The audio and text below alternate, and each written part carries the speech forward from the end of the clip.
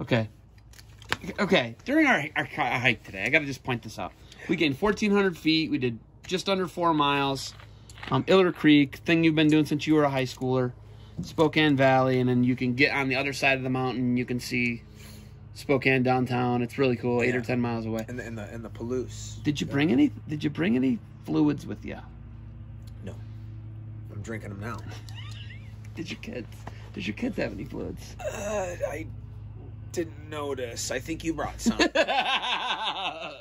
Yeah. I bailed you guys out. Yeah. You even got a little sip of what I brought. Yeah, I stole it from you, though. Yeah, I didn't need it. Yeah, I stole it from you. Yeah. It was yours. Right. It was just in my backpack. Yeah. And then the bat, I got heavily criticized on the bat, by the way. Oh, by your wife. My wife was giving you flack I didn't like about that. I didn't like that. Yeah. Thought the bat was very fruitful. Yeah. Well, you were afraid of if a cougar came upon you or something. You could hit it in the bat. snout. You hit it in the snout. Yeah.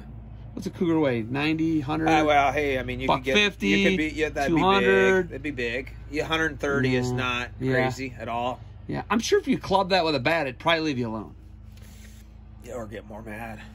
That's the thing too. But what are you gonna do? Not no, yeah, you gotta fight. Yeah, you gotta fight. Listen, I'm not like in that paranoid range. No, you didn't have bells and the whistles. Tommy had a bell in Allegheny. Yeah. In PA, Tommy had a bell. You could hear Tommy coming. Yeah. Tommy stood there. Yeah. He's a dainty morsel. That would be like a good snack, my Tommy. Well, Allegheny has some. They got black bears and mountain lions. They got it. Dude, it's wild out there. And some in the history of wrestling too. Oh yeah. Like some real badasses around there. We were just north of Clarion. Yeah. And just east of Edinburgh. Yeah. Gannon's over there, just south of Buffalo. We're in a tough spot. We were in a tough area for. Had some guys. They've had some guys. There's been some guys from there. There's been some guys. Okay. Ray. No, PA Ray's. He's from over. Where's PA Ray from? Ray Brinzer. Oh, Ray Brinzer. Yeah, North Allegheny. Teague. Yeah. Oh, okay. Catcherbone. Yeah. Right? You can just keep going. Yeah. Angle. Come on. Yeah. Kirk. Where's Wade from? Chalice. Wade PA? I think Wade's PA. I could not tell you. I'm one of the all-time greats, though. Wade Chalice. Yeah. Come on.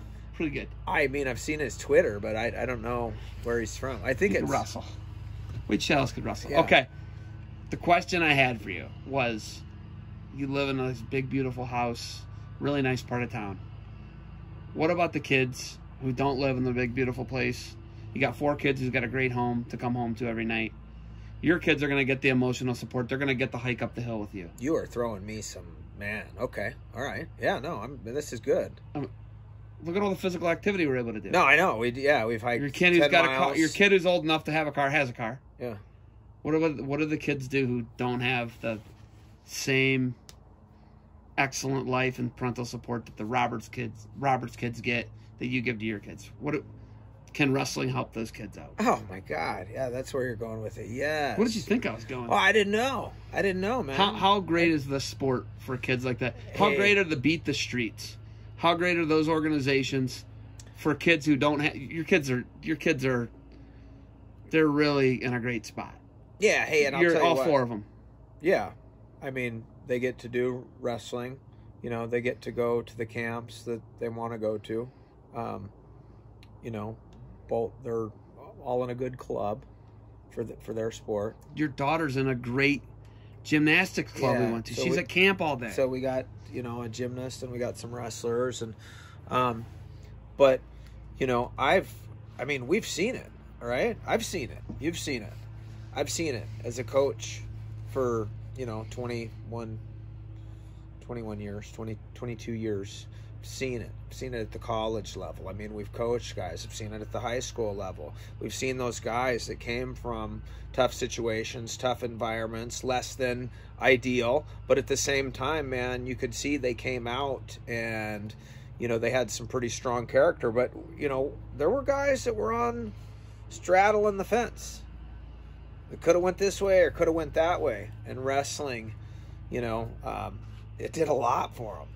And that's what's really rewarding. And when I say I was fortunate, to coach guys like that, I mean it really was, because sometimes it's eye opening and stuff when you're you you don't come from a situation like that. So you realize really what,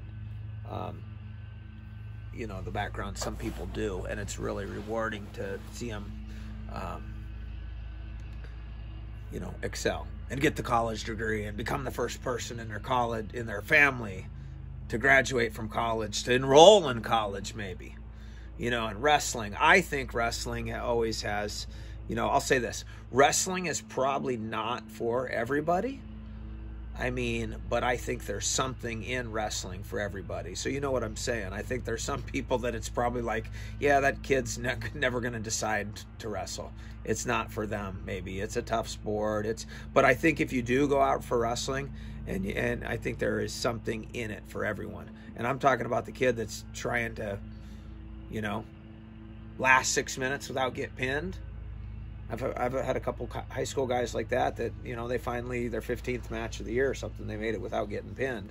To the guy that's trying to win his 3rd state title, that's trying to go to college, and everything in between. There is something in wrestling for all those people. When you have a kid just for a camp, right? Like I've seen what Jeff Jordan's able to do and what the Burnetts are able to do with their camp system.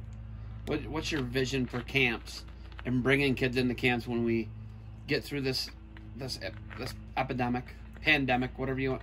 I mean, right? We're in the middle of a worldwide epidemic of COVID-19, right? Yeah. What do your camps do that either emulate or different from what Burnett, Jordan, J-Rob, whatever all those camps are doing, Perler, all these guys who run camps, Legends of Gold, whatever the list is endless, right? Yeah. All the universities have systems as well. What are your camps going to do different to help kids gain that perspective and gain that life? Well, I think one thing when you come to my camp, and I've been to some camps as a kid, and I've worked some camps, and when you come to my camps is you are going to have a good time. I mean, I'm not just sitting here. I don't have to tell you this. You've been around me enough. You are going to have a good time. You're going to work. You're going to learn. You know, the way I teach, it's pretty systematic, right? Like, we're not going to go in there and do this, and there's no rhyme or reason the way. And I mean, they fit together. It's a system. Systematic, hands on the guy, move the man, create angles. This isn't rocket science. No, and we do things and you know that work in arcs, like that work together. So I watched. Okay, so for example, Burnett trained. Everything Burnett trained is predicated off of a inside tricep tie. Inside tie. Everything at a Jordan camp is predicated off a collar tie. Right. Not everything. Right. But the basis and the foundations of their system are what I just said. Yeah. What would you say your guys' foundation is? You know, I would say for me it'd be an inside tie. I would say for me it'd be an inside tie, or you know, wrist control, across wrist. Yeah, you actually did that on the mat tonight. Cross wrist, pulling, moving it. Inside tie. But again, you know, I think you have to at times. You know, you do show some other stuff. I mean, you do show some other stuff, and you got different kids in there, and I think a good coach will, you know, kind of study the guys too and see what they're doing, and then try to enhance what they are doing. You're going to definitely teach your fundamentals. You're going to definitely teach a system and the stuff that, you know, you believe in. But, you know, when you go to camp with me, you also get some open time, you know, some open drill time, and where I want to watch them work. And then I'm going to go and work on those things with them. So yes, you're going to do A, B, C, and D that I'm teaching. But then on those times when I say, like, okay, open drill now, you know, work on your holds. And I want to see you work on them. And then I go over, and then, you know, because then you get to, they all have things they do different or well that you just want to enhance and tighten up and make better, or teach them something that goes off that or piggybacks on that. So, you know, I'm a big believer in that.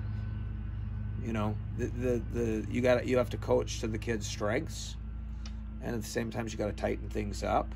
But you're going to work hard when you come to Roberts Camp. You're going to work hard. I mean, you're not going to, you know, do bear crawls on concrete or hot lava or nothing like that. But you're going to work hard, and you're drilling, and you're learning technique, and a lot of reps. You're going to do some hard wrestling, and you're going to get tired. You're going to breathe hard. You're going to sweat, but you're going to have fun too.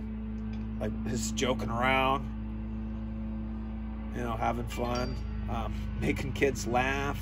You got making them laugh at me half the time. They want to have fun, man. They're there to have fun. They're there to learn, but they're going to have a good experience.